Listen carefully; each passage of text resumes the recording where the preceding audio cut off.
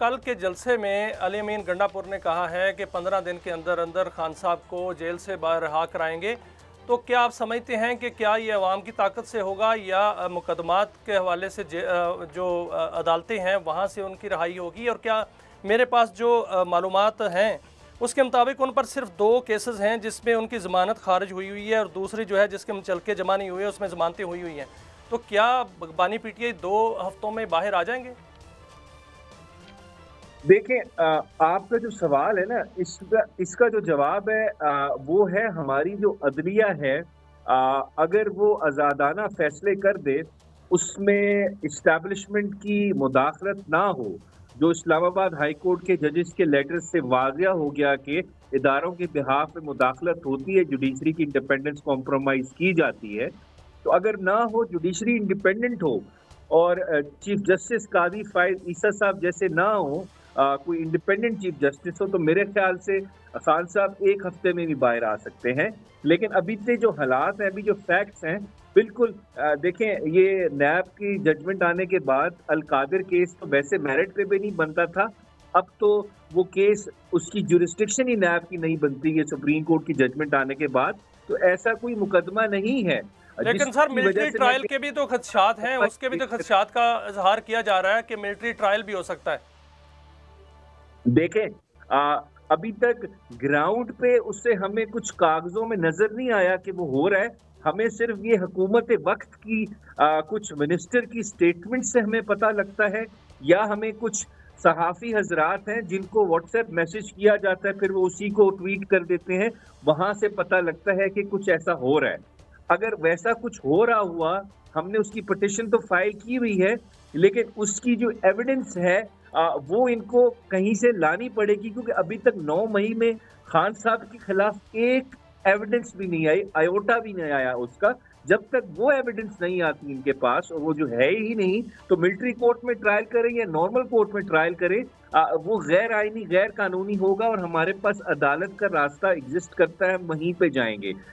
ये ख्वाहिश तो हो सकती है, किसी का ख्वाब तो हो सकता है कि हमने खान साहब को सजा देनी है मिलिट्री कोर्ट में भी, लेकिन वो मुझे कामयाब होता हुआ नजर नहीं आ रहा, क्योंकि जो एविडेंस है, जो कानून है, जो आइन है, वो खान साहब की हक में जाता है, उनके खिलाफ नहीं जाता। अच्छा न्याजी साहब, ये फरमाइएगा, बड़ी सख्त जबान गंडापुर साहब ने इस्तेमाल की, कुछ मादरत भी हुई आपकी लीडरशिप की तरफ से, सहाफ़ियों के हवाले से भी, तो क्या और ये भी उन्होंने कहा कि हम खुद जो है, यानी इशारा दिया कि हम बज़ोरे बाजू जो है वो रिहा करवाएंगे। तो इस हवाले, दोनों हवालों से आपका टेक क्या है? अच्छा, पहले मैं एक चीज क्लियर कर दूं। देखें, जो सहाफ़ी हैं हमारे मुल्क के, मेरे ख्याल अबूदर से साहब, वो उन्होंने अदारों को कोर्ट, भी ललकारा है, उस पर भी जरा फरमाइएगा। उन्होंने अदारों को भी ललकारा। मैं आ रहा हूँ, मैं जरा डिवाइड कर देता हूँ आपको। जहां तक देखिए सहाफियों की बात है, सहाफत का 4th पिलर है स्टेट का। अगर पीटीआई अभी तक जिंदा है, तो वो इंडिपेंडेंट, गैर जानेदार सहाफी जो हैं, जो आइन के साथ खड़े हैं, मुल्क के साथ खड़े हैं, सईद कादी साहब जैसे, आप जैसे, उनकी वजह से है, वो उनकी आवाज बने हुए हैं। जहां तक देखें, उन्होंने जो सहाफियों के बारे में बात की, वो कुछ आपके सामने ऐसे सहाफी हैं जिनको सहाफी कहना मेरे ख्याल से सहाफत भी नहीं होगा, जो इस तरह के प्रोपेगेंडा करते हैं, इस तरह के ट्वीट्स करते हैं, जो साफ पता लग रहा होता है कि कोई स्पॉन्सर्ड प्रोपेगेंडा चल रहा है। तो वो उनके बारे में बात की थी। लेकिन ओवरऑल हमारे मुल्क के सहाफी बहादुर हैं, वो हमेशा डिक्टेटरशिप के खिलाफ लड़ते रहे हैं, उनके हम खिलाफ नहीं है, हम उनके बिल्कुल साथ हैं। वो लेकिन सर अली अमीन गंडापुर साहब ने बाकायदा सहाफ़ियों का नाम लिया। उन्होंने सहाफ़ियों का नाम लेके कहा कि सहाफ़ी जो हैं वो बकाऊ माल हैं, और इस हवाले से इतना रद्द-ए-अमल पाया जा रहा है पूरे मुल्क में कि बाइकाट पे जो है नौबत आई हुई है। आज पार्लियामेंट में वॉकआउट हुआ है। तो सर ये कैसे मैनेज होगा? नहीं नहीं, बिल्कुल ऐसी कोई बात नहीं है।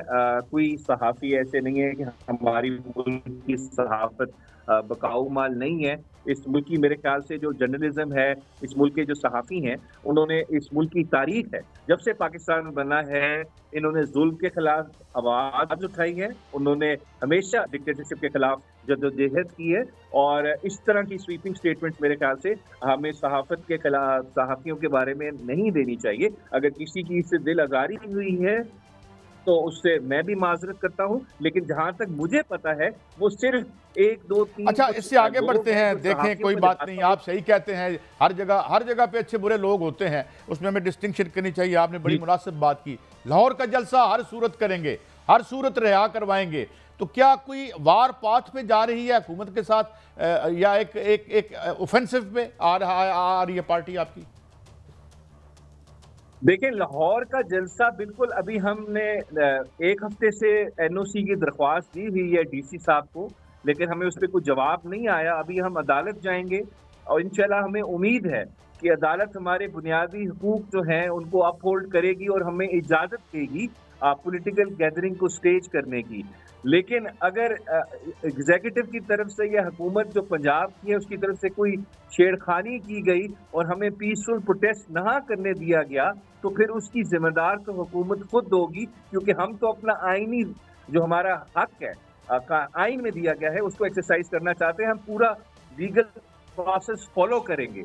लेकिन अगर इन्होंने कानून की पाबंदी ना की और कानून को इस हुकूमत ने खुद वायलेट किया, तो फिर क्या ये हमसे ये एक्सपेक्ट कर सकते हैं कि ये हमारे बुनियादी हकूक को पामाल करें और हम फिर जलसा ना करें? तो फिर अगर ऐसे हुकूमत बिहेव करेगी तो उसके जो रिजल्ट्स होंगे, उसके रेपरकशंस होंगे, उसके लिए भी रिस्पॉन्सिबल भी ये पंजाब की हुकूमत खुद होगी। हमारे बुनियादी हकूक की इज्जत करें, उनको पामाल ना करें। हम बिल्कुल पीसफुल तरीके से प्रोटेस्ट करना चाहते हैं, पीसफुल तरीके से पॉलिटिकल गैदरिंग करना चाहते हैं। वो हमारा आईनी हक है, हमारा कानूनी हक है, वो हमसे ये नहीं छीन सकते, वो इस मुल्क का आइन हमें देता है। अच्छा अबू जर साहब, एक और सवाल मियां साहब, मैं आपको फिर उसके बाद आप पूछिएगा। ये फैज़ हमीद साहब वादा माफ गवाह बनेंगे, ये कहानियां भी चलाई जा रही हैं। Do you lend some credence to ये इनको, या आपके पास इतलात क्या है? ज़ाहिर है you are watching it from close quarters. देखें, ये भी सईद साहब, फैज हमीद साहब ने ये बोल दिया, फैज हमीद साहब ने ये कह दिया, ये कोई पहली दफा ऐसी चीज नहीं हो रही। पहले आजम खान साहब के बारे में भी यही कहा जाता था। फिर कोई भी पीटीआई का लीडर जो अगवा होता था, गायब होता था, जैसे अभी पिछले एक डिप्टी सुपरिटेंडेंट अडयाला जेल के अगवा हुए हैं जिनका कुछ नहीं पता वो किधर है, लेकिन खबरें आ रही है, उनकी स्टेटमेंट्स निकल रही हैं। ये खबरें ही आती हैं, कुछ खास जर्नलिस्ट होते हैं जिनके थ्रू आती हैं। लेकिन सर कुछ जराए तो ये भी कह रहे हैं कि साकिब निसार जो साबिक चीफ जस्टिस हैं वो भी वादा माफ गवाह बन सकते हैं और वो ये स्टेटमेंट दे सकते हैं कि उन्होंने जो कुछ भी किया उस वक्त के वजीर आजम और उस वक्त के DGISI के दबाव पर किया। तो ये भी जो है खबरें आ रही हैं कि वो भी वादा माफ गवाह बन सकते हैं। सर, ये मैं आपको यही बात कर रहा हूँ ना, ये खबरें नहीं है सर, ये ख्वाहिशात है सर। ऐसी कोई खबर नहीं है, ऐसी कोई बात नहीं है। ना जनरल फैज हमीद हमारी पार्टी के कोई जिम्मेदार थे, ना वो हमारी पार्टी को चलाते थे, ना हमारा कोई उनसे लिंक था। खान साहब खुद एक बड़े लीडर हैं, वो खुद फैसले करते हैं। वो जनरल फैज हमीद जैसे एक सरकारी अफसर पे डिपेंडेंट नहीं थे अपनी पार्टी चलाने के लिए। तो ये बिल्कुल चाय मगोइयाँ हैं, मुबालगा आराई है। जब जनरल फैज हमीद की कोई स्टेटमेंट आएगी तो उस पर फिर तब मैं कोई रिमार्क्स दूंगा कि वो क्या कह रहे हैं, क्या कहना चाह रहे हैं।